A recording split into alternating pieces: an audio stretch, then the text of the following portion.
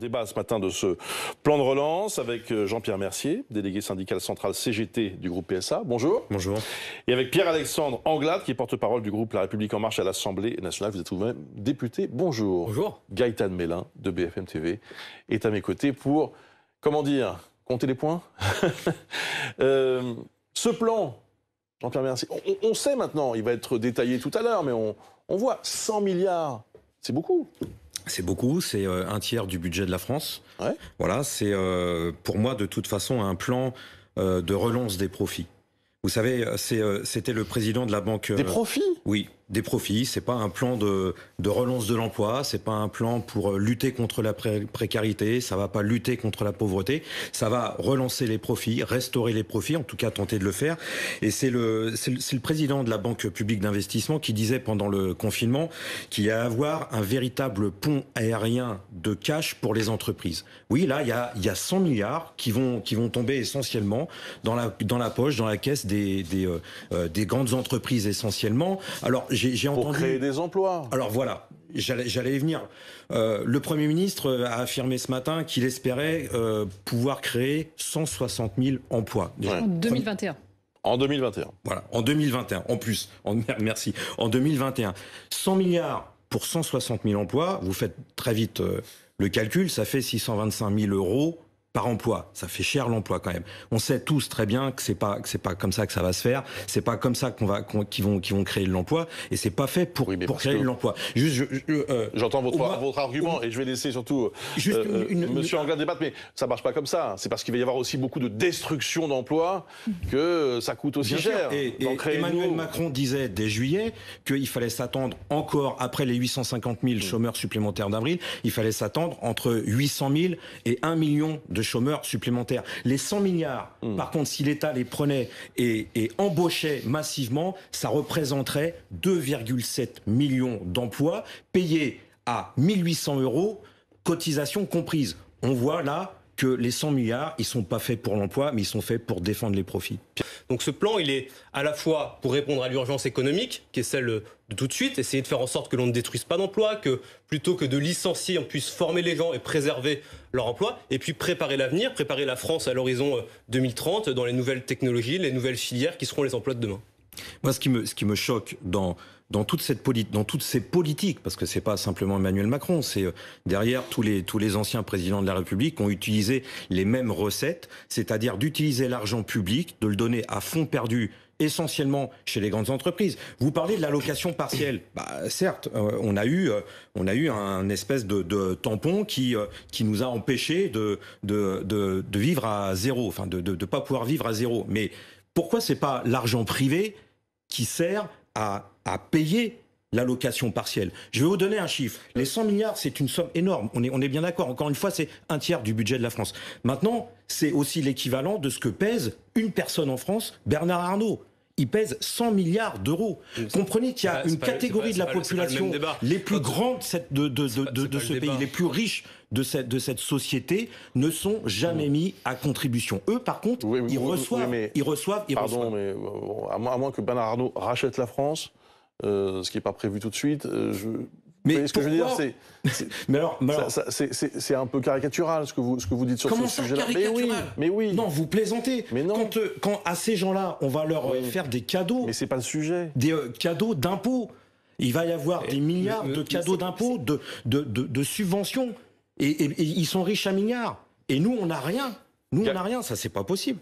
C'est un plan d'investissement sur l'avenir, hein, ce qui va être présenté par le gouvernement tout à l'heure. L'objectif, c'est un peu aussi de compenser le retard que la France a pris, notamment par rapport à l'Allemagne. La volonté du gouvernement de relocaliser notamment des secteurs d'activité qu'on a perdus ces dernières années, ça va créer des emplois, vous ne pouvez pas le nier. Pour rebondir quand même sur ce que dit Jean-Pierre Mercier, parce qu'on a vu quand même avec le pacte de compétitivité, notamment sous François Hollande, que est-ce que les entreprises vont jouer le jeu ?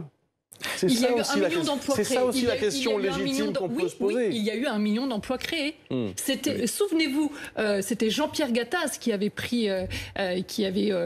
mené ce combat en disant « nous allons créer 1 million d'emplois ». Eh bien, finalement, juste avant la crise, on y était à ce 1 million d'emplois. Donc oui, les entreprises, en quelque sorte, ont quand même joué le jeu. Alors, merci. Moi, si vous voulez, c'est pas en assénant des milliards et en disant juste derrière, ça va créer de l'emploi, ça va créer de l'emploi, que ça va créer de l'emploi. Le chômage est en train d'exploser, la précarité est en train d'exploser, la pauvreté aussi. On est bien placé pour savoir tous que de toute façon, les grandes entreprises privées demandent de l'argent, reçoivent des milliards, et c'est pas pour ça qu'ils embauchent. C'est pas pour ça qu'ils embauchent. Aujourd'hui, PSA, qui a fait 600 millions de bénéfices au premier semestre, ne recrute que des intérimaires, que de la précarité. C'est pas dans un premier temps. On fait appel à des intérimaires. Non. Et une fois que l'activité s'est installée, on transforme ces intérimaires. Mais plus maintenant. En CDI. Ça, c'est le passé. Aujourd'hui, le patronat veut faire fonctionner ces entreprises sur de la précarité. Le CDI, c'est derrière, c'est fini, c'est du passé pour le patronat. Et puis, toutes ces subventions pour ne plus payer les cotisations sociales, pour ne plus payer d'impôts, qui c'est qui va payer la note ? Emmanuel Macron a dit très justement, l'argent magique n'existe pas. Sauf que pour le grand patronat, là, il y a des milliards et des milliards. Et lui, il dit, le Premier ministre dit, on va financer ça par la croissance. C'est un vœu pieux. Et si la croissance, elle n'est pas là, qui c'est qui va payer ? C'est sûrement pas Bernard Arnault qui va payer. Pierre-Alexandre Anglade, question très concrète. Qu'est-ce qu'il y a pour les plus fragiles ? Pour les pauvres, écoutez, pour les travailleurs pauvres dans ce plan. Qu'est-ce qui concrètement, je vois la liste, il y a la rénovation énergétique, 200 millions pour la pauvreté. Quand vous transformez le modèle industriel, économique d'un pays pour faire en sorte que votre pays s'adapte aux défis qui sont ceux de notre temps, de notre siècle et de demain. C'est un investissement pour les travailleurs les plus précaires qui potentiellement vont avoir leurs emplois qui vont être détruits. La France, attendez, juste un point. On pouvait imaginer quand même qu'il y aurait des mesures pour la précarité qui s'est accentuée. La France est le pays du monde. La France est le pays du monde qui a le plus socialisé la crise. Les 460 milliards qui ont été investis ces derniers mois, ça n'a pas d'équivalent. Et ça, c'est un soutien direct aux ménages, c'est un soutien direct aux plus précaires de ce pays qui n'a aucun équivalent en Europe et ailleurs dans le monde. Jean-Pierre Mercier. Un chiffre, sur les 100 milliards, c'est 200 millions qui sont consacrés à la pauvreté. Au plan contre la pauvreté. 500 millions pour la rentrée scolaire, 100 millions pour le restaurant universitaire. Mais effectivement, je vous rejoins là-dessus, car la position du gouvernement est très claire.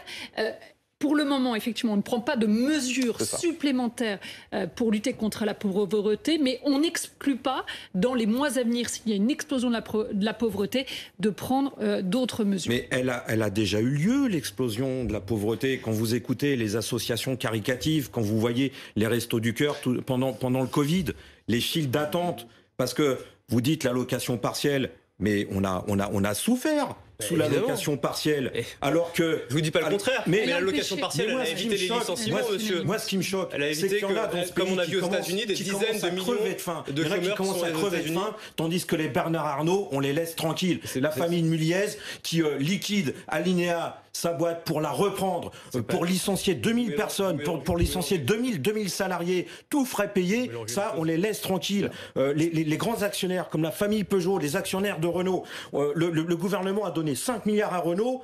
La conséquence directe, Renault menace de fermer 5 usines.